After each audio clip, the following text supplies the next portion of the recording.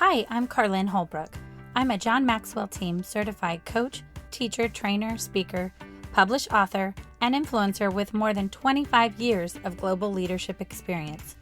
If there's one thing I've seen firsthand time and time again, it's that the best leaders inspire others to follow their purpose and their passions, while the influence of a bad leader can literally tear down people's potential. Join me for a few sips of leadership tips that will help you become a better leader by first conquering the hardest person to lead, you. You know, it's funny how often I surprise people when I tell them I like my coffee black. Are you sure? You don't want cream? You don't want sugar? Nope, I just like it black. My personal opinion is if I'm ordering the coffee to have coffee, I want to be able to taste the coffee. That being said, for those of you who love their creamers, their fancy creamers, their sugars are all different sweeteners, no judgment, you do you. Hashtag coffee freedom, just kidding. But it is funny. I had somebody actually tell me not too long ago, it's like, oh, black coffee. Well, you're a rebel. I'm like, really? Liking my coffee black makes me a rebel? Okay. But when I think of the word rebel, what comes to mind? What comes to your mind? Just kind of you pause and think about that. Because I did start thinking about the term rebel. I'm like, oh, I'm a rebel. What does that mean? I think about, Rebel Without a Cause, Marlon Brando. I think of Danny Zuko in Grease. I even think about my dad, obviously. I was long before I was even thought of. Back in the day, he was a greaser. Wore the tight white t-shirts and, black jeans or pants and greased back his hair and rode motorcycles and rolled up his cigarettes in his sleeve and the whole thing. And a lot of those images that come to mind with the rebel without a cause is, they were just rebels. And I did look up in the dictionary because I thought it'd be kind of interesting to see, well, what does the term rebel without a cause really mean? And it is a person who's dissatisfied with society, but doesn't really have a specific aim to fight for. So they're just kind of angry. They just want to rebel against the man, whoever the man is, whatever that even means to them. But when I started thinking about being a rebel, and I think I definitely went through some rebellious phases when I was young, especially in junior high and probably like the first couple years of high school. My mother and I did not get along. We were always at each other's throats, fighting. And yes, I talked back a lot and yelled back a lot and, did some naughty things as far as, at school and otherwise. I don't know, went through kind of a phase of it and then grew out of it, I think, pretty quickly compared to some others. But there's always a reason why we rebel, right? It's not usually what's on the surface. There's usually something more underlying there, or an underlying problem, or an underlying, issue that you need to deal with or you need to figure out. But I also don't think that rebellion is always a bad thing. So if you think about throughout history, there were a lot of rebellions against government or rebellions against tyrannical leaders. And I think we would say, looking back, hindsight being always 20/20, it's like, well, that's a good thing because that was tyranny, that was oppression, that was wrong. And so you need to rebel against, laws in society if they're unjust. And if you're now thinking I'm some kind of crazy rebel about to get all political, you're wrong. But I do want to point out a couple of historical figures that I think were rebels, and they're revered today. One of my favorites, Martin Luther King Jr., and he was a rebel. And I love his quote that, we have a moral responsibility to obey just laws.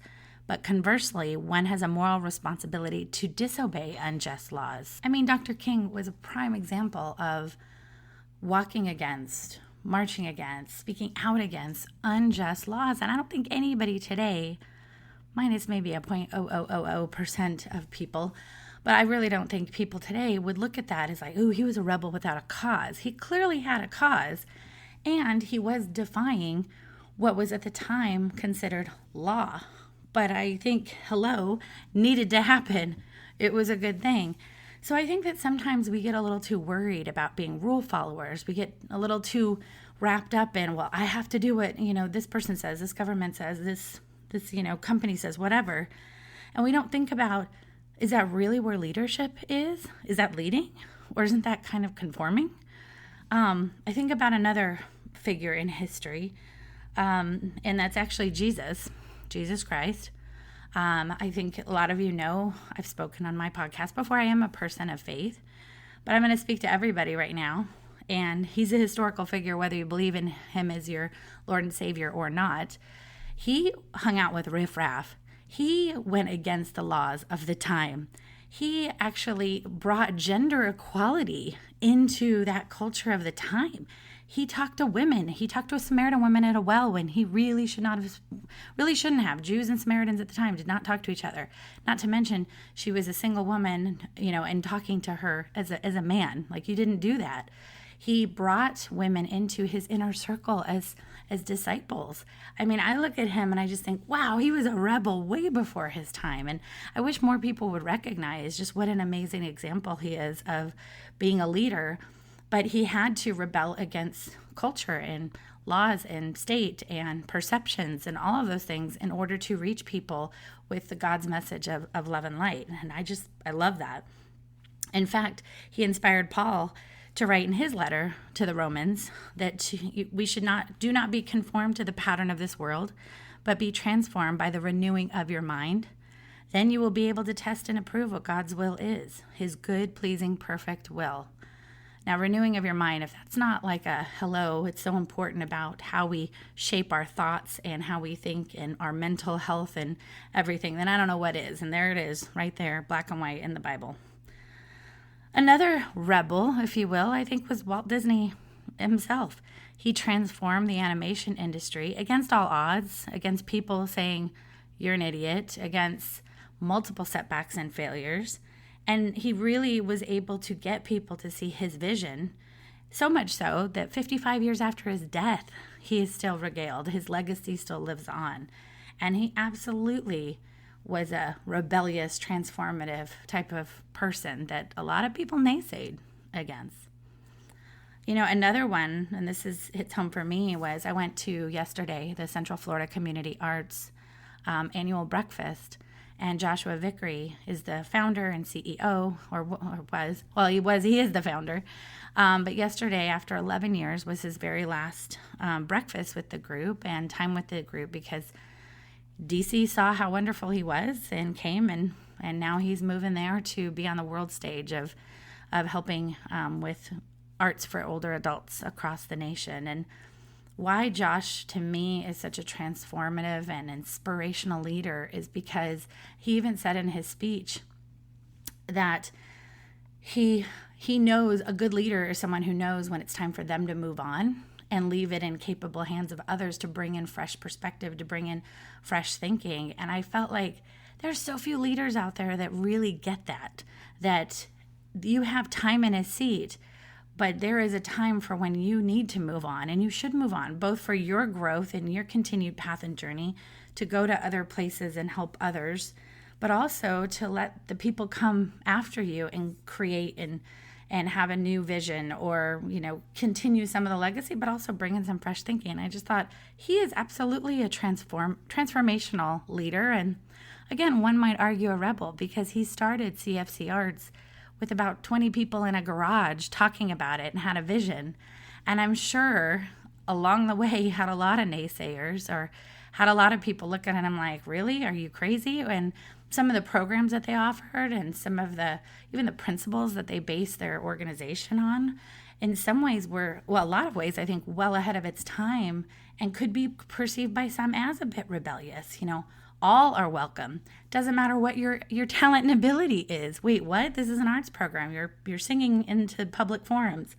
They really did welcome everybody. And while a lot of organizations, even nonprofits, will make you, you have to be able to sing. You have to be able to do this. It's like it is the most inclusive organization on the face of the planet. And I feel like for him to put himself out there, that's rebellion, and that's amazing, and that's transformational leadership at its finest. And Josh is going to be so sorely missed from this organization. I mean, truly, he takes so much of the heart and the inspiration of it, but he's inspired and created a ripple effect across the organization, across Central Florida, and across even people like me who haven't been with the organization more than a few years, but still are inspired and motivated by his heart and his passion and his love of the arts and of people. And that's transformational leadership. I'll just share one more personal example too of transformational leadership is my grandfather. So my parents divorced when I was little.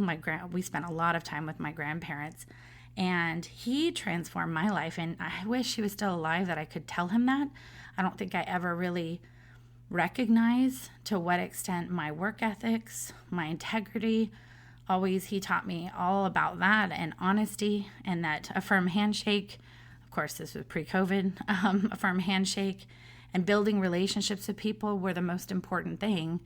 To always give anonymously. He didn't seek out to be a great man. He just was a great man. But I would say too, like not just his example that he gave to me of his integrity and of his morals.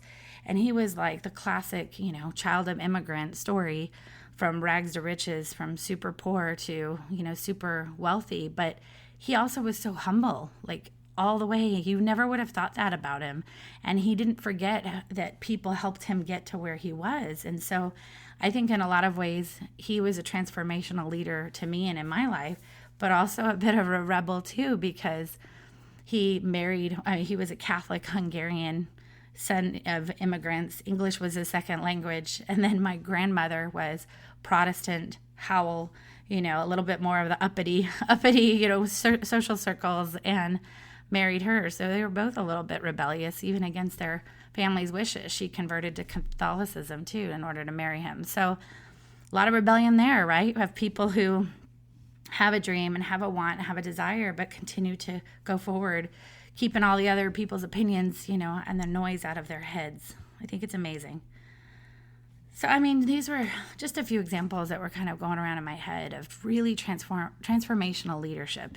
And I know that sounds like a big, scary phrase, and I know that it gets thrown out a lot. You could search it, and it'll pull up every book and 50,000 articles and everything. So I wanted to dive deeper in that. Like, what does that really mean? Because that does sound big and scary, and it does sound like only the Mother of Teresa's of the world could do something like that, or the MLK Juniors of the world. But it's not true, because really transformational leadership starts with just being a little bit of a rebel and really having the courage to use your voice, having the courage to step out, to try something new, to be uncomfortable, and to never lose your moral ground, though. Never lose that ability to stand by your values and stand by what you believe. And truly, it is being a non-conformist. And it's all the great leaders of the world weren't conformists. Okay, I'll throw in another example, Steve Jobs. Talk about a misfit and, somebody who broke all the rules and had tons of setbacks, but he rebelled against conventional thinking over and over and over again. And look at what he built, that we still enjoy today. I'm on a Mac right now talking to you all. So how do we do this, though? Because I think it's important for us as leaders to recognize that we do need some friction to test new ideas, to test different ways of thinking and doing things, because that is what's going to lead to better solutions. We do have to get comfortable with being uncomfortable, but I think it really does start with using your voice and having the courage to, again, not conform, but to transform. And I'm going to give you a few tips of just how to get started, because again, transformational is a big, scary word. So I'm going to stick with a little bit of a rebel kind of word. And then we're going to start very, very small, because I do believe that the ripple effects are just incredible if we start somewhere. All right. So the SIPs we're going to do 3 SIPs, and it's an acronym of RIP. So we want to rip off the Band-Aid and get a little rebellious.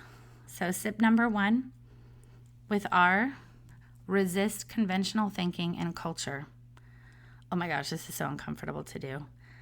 I know that it's scary. I know that we fear other people's reactions, especially in a work environment. I worry about what other people think. If I go against the flow, I'm going to be ousted. I'm going to be pushed aside. No one's going to listen to me, talk to me. I'll never get promoted. I'll never get a raise. There's all those negative thoughts that just flood our minds. So we don't challenge conventional thinking. And we don't have the courage to transform, because it's safer and it's easier to just keep our mouths shut and to not speak up when we see something that maybe is wrong, or speak up and even just be ourselves and even just share from our own hearts and who we are. And I know I've talked a lot about inclusion in my podcast, but the definition of inclusion is that you give everybody a seat at the table, everybody, no matter what they think and believe, and you encourage everybody to use their voice. So what better way to be inclusive than to resist conventional thinking and culture? Mix it up. You know, when you're sitting in a meeting and it's like, oh, this is a meeting with a bunch of executives, I better not say anything. Say something.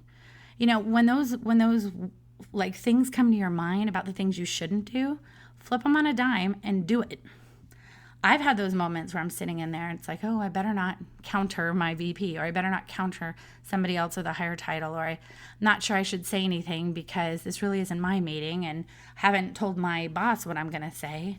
And as soon as those moments start to come into my mind, I take a deep breath and I get the courage and I say something anyway, because really, what's the worst that can happen? You speak up, do it in a professional way, use your voice. What's the worst that can happen? No, don't like that idea. No, thank you. You know, whatever. It's, again, resist the conventional thinking and culture.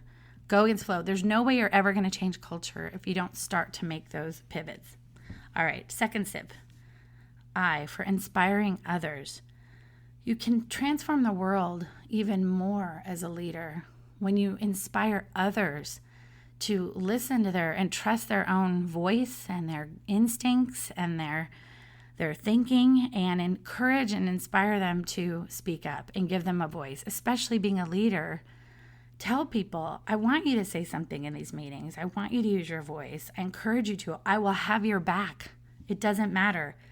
Use your ability to influence, to inspire others to not fade in the background and not assume that they shouldn't say things in front of other people, or, oh no, I'm worried about what that person might say or think. That should be the least thing from your mind. So it's always so important to inspire others, to help transform their view of themselves. And that's really what good leaders do. They're coaches.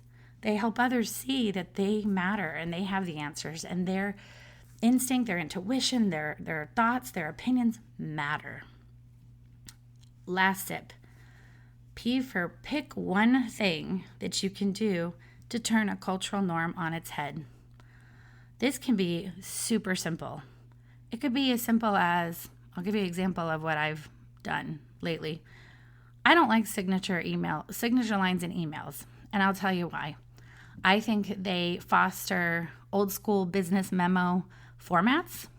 I don't like the whole Dear John kind of approach to emails and sincerely yours or thank you, Carlin, or whatever. To me, this is like the way we used to write memos, a million years ago. And this is email. Email is a transactional way of communicating with each other. So I don't do the format that people think you're supposed to. I don't always say thanks at the bottom of an email because I have really nothing to thank you for. I'm just delivering information. I think signature lines, when they have your title in them, they're very off-putting to me because, one, it's saying, oh, here's my title. I'm important, especially if it's, a higher up title. You should really pay attention to this. No, because I'm a senior vice president, EVP of, director of, general manager of, whatever. Don't care. Don't put your title in the bottom of an email. That right away automatically puts a filter on people's heads of, oh, okay, we're playing that game. Second of all, I could look up your title. If I work in a company and I need to know who you are, most companies nowadays have directories. You can look them up via email, or hell, you could just ask them the question like another human being to another human being.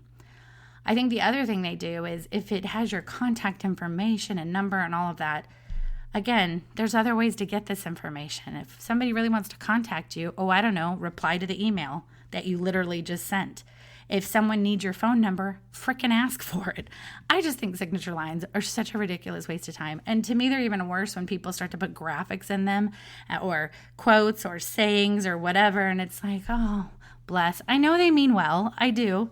But one, you're bogging down my email now with your giant graphics. And two, this isn't a platform for you to tell me that this is your favorite quote by anybody in the world, or that you're an environmentalist, or that you're this or you're that. To me, it's about as useful as when stupid celebrities get up on award show stages and start to spout off about nothing that has anything to do with the award that they're receiving. not your platform. Take it to Twitter, take it to wherever else you want. But when you're on the stage, just get up there. I tend to think a little more like Ricky Gervais in this sense. Just get up there, thank your agent, thank God, thank your who got you there, and just move on. And I feel like signature lines are the same thing. They're becoming like this weird way of expressing yourself when email, that's not the intent. So to me, that's a very simple way that you can bulk culture a little bit, challenge a cultural norm. That's a very easy, simple way. Again, it doesn't have to be email signatures. You can pick whatever is authentically you. But it could be just speaking up in a meeting that you normally wouldn't speak up in. It could be reaching out to someone who you normally would think, wow, that's really taboo. I shouldn't talk to that person. It could be just pitching an idea that you feel like, oh gosh, they're never going to go for this. But just pick one small thing and do it. And then do another small thing and another. And I promise you, the more you do that, the more you practice it, you will start to feel different. You will start to sense the courage. You will start to feel like I am taking control of being a leader, being a transformational leader, being a rebel. Ooh, scary word again. But most importantly, just be authentically you. Conformists don't change the world. Transformists do. Don't be a rebel without a clue. Be a rebel with a cause. A rebel leader who aims to transform, not conform. And don't add cream and sugar to your coffee unless you really want to. Thank you for having a cup of coffee with me. For more sips and tips, connect with me on social and follow Leader Sips on Facebook, Twitter, Instagram, and Pinterest. And don't forget to visit my website, carlinholbrook.com. Until next time, keep on brewing.